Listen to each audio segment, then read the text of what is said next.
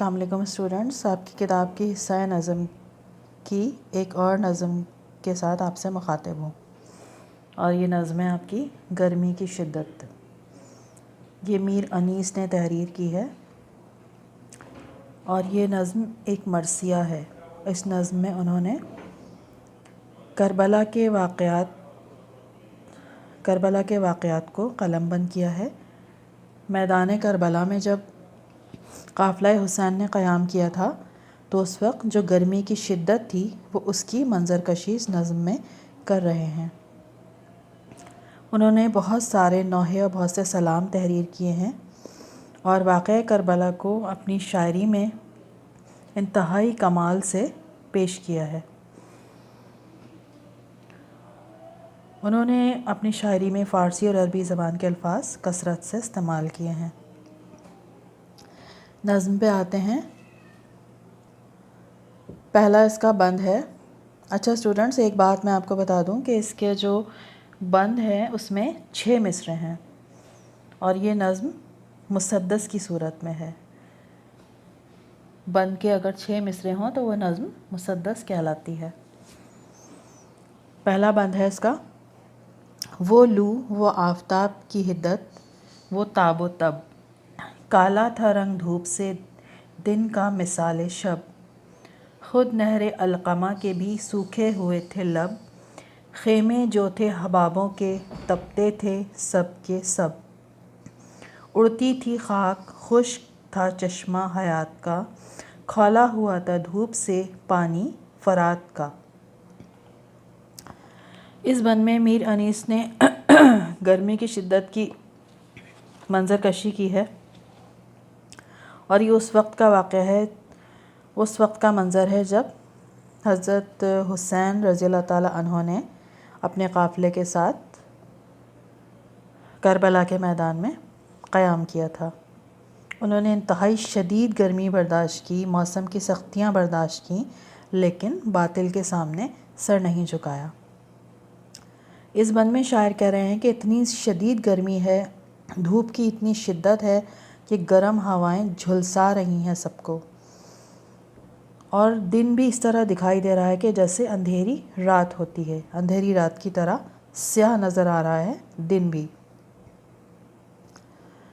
تاب و تب گرمی کی شدت کو ہی کہتے ہیں۔ نہر علقمہ نہر فرات کو کہا ہے۔ نہر علقمہ کے سوکھے ہوئے تھے لب، یعنی کناروں کے لیے لب کے لفظ کا استعمال کیا ہے کہ نہر فرات کے کنارے بھی سوکھے پڑے تھے، گرمی کی شدت سے اس کے دونوں کنارے بھی سوکھ گئے تھے، یعنی نہر کا پانی سوکھ گیا تھا، اور قافلے والوں نے یہیں پر قیام کیا تھا اور یہاں خیمے لگائے تھے، اور وہ خیمے جو تھے وہ بھی اس طرح سے گرمی کی شدت سے گرم ہو چکے تھے کہ جیسے گرم پانی میں بلبلے اٹھتے ہیں۔ آس پاس میدان میں گرم خاک، گرم مٹی اڑ رہی تھی۔ چشمہ حیات، زندگی کا چشمہ بھی بالکل خشک تھا، یعنی ایسا لگتا تھا کہیں بھی زندگی نہیں ہے۔ فرات کا پانی، نہر فرات کا پانی بھی گرمی سے ابل ابل کر خشک ہو گیا تھا، اور اتنی شدید گرمی میں، سورج کی اتنی شدید تپش میں یہاں پر قافلہ حسین نے قیام کیا تھا۔ اگلا بند ہے اس کا: آب رواں سے منہ نہ اٹھاتے تھے جانور، جنگل میں چھپتے پھرتے تھے طائر ادھر ادھر، مردم تھے 7 پردوں کے اندر عرق میں تر، خس خانہ مزاح سے نکلتی نہ تھی نظر، گر آنکھ سے نکل کے ٹھہر جائے راہ میں، پڑ جائیں لاکھ آبلے پائے نگاہ میں۔ آب رواں کا مطلب ہے بہتا ہوا پانی، طائر کا مطلب ہے پرندے، مردم کہتے ہیں انسانوں کو، اور خس خانہ مزاح آنکھوں کی پلکیں۔ اس بند میں یہ کہہ رہے ہیں میر انیس کہ گرمی کی شدت اتنی تھی کہ نہر فرات کے کنارے بھی پیاسے جانور اگر پانی کی تلاش میں ادھر ادھر پھر رہے تھے تو اگر پانی میں منہ ڈالتے تو پھر اٹھاتے ہی نہ تھے، بس پانی ہی پیتے رہتے۔ ایسا لگتا تھا کہ اب انہیں دوبارہ پانی نہیں ملے گا۔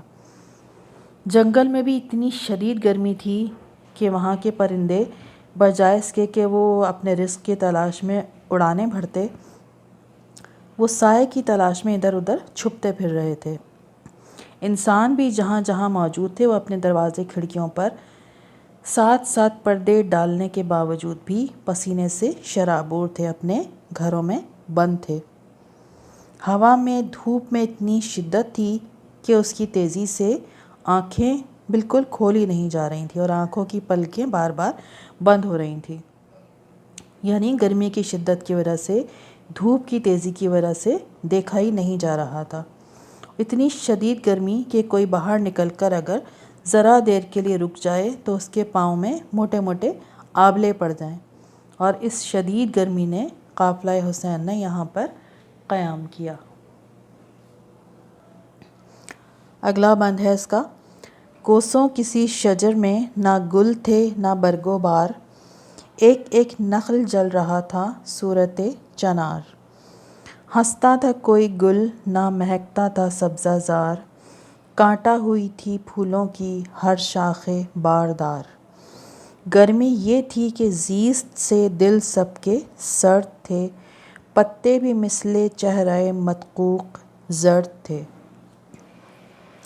کوسوں یعنی دور دور تک، شجر درخت، گل کہتے ہیں پھول کو، اور برگو بار پتے اور پھل، نخل کھجوروں کے درخت کو کہتے ہیں، اور چنار ایک درخت ہوتا ہے ایسا کہ جس میں کوئی پھل نہیں لگتے بٹ اس میں لال رنگ کے پھول کھلتے ہیں چھوٹے چھوٹے سے۔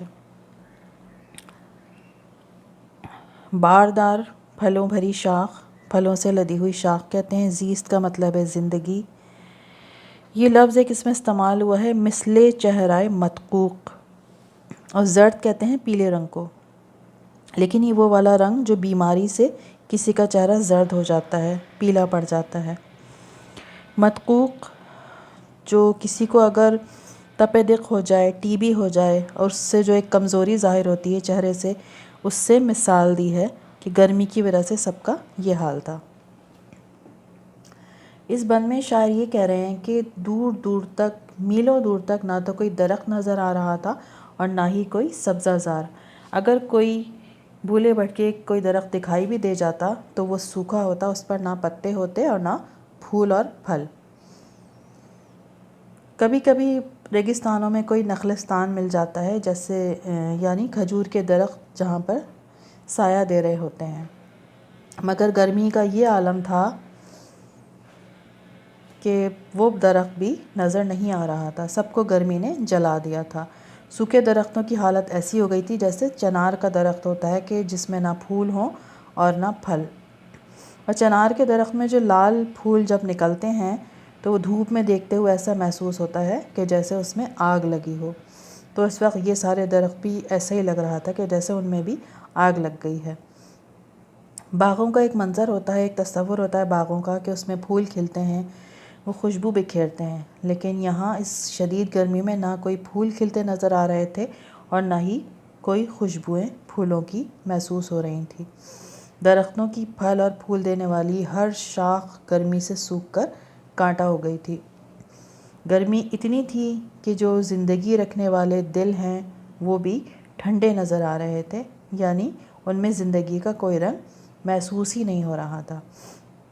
درختوں کے پتے اتنے پیلے، اتنے زرد ہو رہے تھے کہ ایسا لگتا تھا کہ جیسے ان کو ٹی بی ہو گیا ہو، بخار ہو گیا ہو۔ ٹی بی کی وجہ سے تو بخار ہوتا ہے، اور اس سے جو انسان کا کمزوری سے چہرہ زرد ہو جاتا ہے، پیلا ہو جاتا ہے، شاعر نے ان درختوں کے پتوں کو اسی سے تشبیہ دی ہے۔ آخری بند ہے نظم کا: شیر اٹھتے تھے نہ دھوپ کے مارے کچھار سے، آہو نہ منہ نکالتے تھے سبزہ زار سے، آئینہ مہر کا تھا مقدر غبار سے، گردوں کو تپ چڑھی تھی زمیں کے بخار سے، گرمی سے مضطرب تھا زمانہ زمین پر، بھن جاتا تھا جو گرتا تھا دانہ زمین پر۔ اس بند میں بھی میر انیس نے گرمی کا عالم بیان کیا ہے۔ اتنی شدید گرمی تھی، اتنی دھوپ میں تپش تھی، اتنی تیزی تھی کہ شیر بھی اپنی کچھار سے باہر نہیں نکل رہے تھے۔ شیر جنگل کا بادشاہ ہوتا ہے، جنگل میں گھومتا پھرتا ہے، مگر گرمی کی وجہ سے وہ بھی اپنی کچھار میں بیٹھا ہوا تھا۔ آہو کہتے ہیں ہرن کو۔ ہرن بھی باہر نہیں نکل رہے تھے، دھوپ کی وجہ سے ان میں اتنی ہمت نہیں تھی کہ وہ باہر آتے اور سبزہ زاروں سے اپنی غذا تلاش کرتے۔ اتنی شدید گرمی، اتنا شدید موسم تھا کہ چاند کا بھی جو چہرہ تھا، چاند کو بھی اگر دیکھا جائے تو وہ دھوپ سے، گرمی کی شدت سے گرد آلود نظر آ رہا تھا، اس کی چمک بھی ماند ہو گئی تھی۔ گردوں کا لفظ ہے، اس کا مطلب ہے آسمان۔ تپ چڑھی تھی آسمان کو، اور زمین کو بخار تو نہیں ہو سکتا، تو اس میں اس لیے استعمال کیا ہے کہ زمین پہ جو گرمی تھی، جو سورج کی تپش تھی، اس کی وجہ سے آسمان بھی بالکل ساکت تھا، خاموش تھا۔ مضطرب بے چین کو کہتے ہیں۔ سارا زمانہ زمین پر جب گرمی کی وجہ سے بے چین تھا، پریشان تھا، اس وجہ سے آسمان بھی بالکل خاموش تھا، اور زمین اتنی زیادہ گرم تھی کہ اگر کوئی اناج کا دانہ زمین پر گرتا تو وہ بھی پک جاتا۔ اسٹوڈنٹس، مجھے امید ہے کہ یہ نظم آپ کو سمجھ میں آئی ہوگی۔ نظم کے الفاظ خاصے مشکل ہیں، اگر آپ کو کوئی مشکل پیش آئے تو آپ کامنٹ کر کے مجھ سے پوچھ سکتے ہیں۔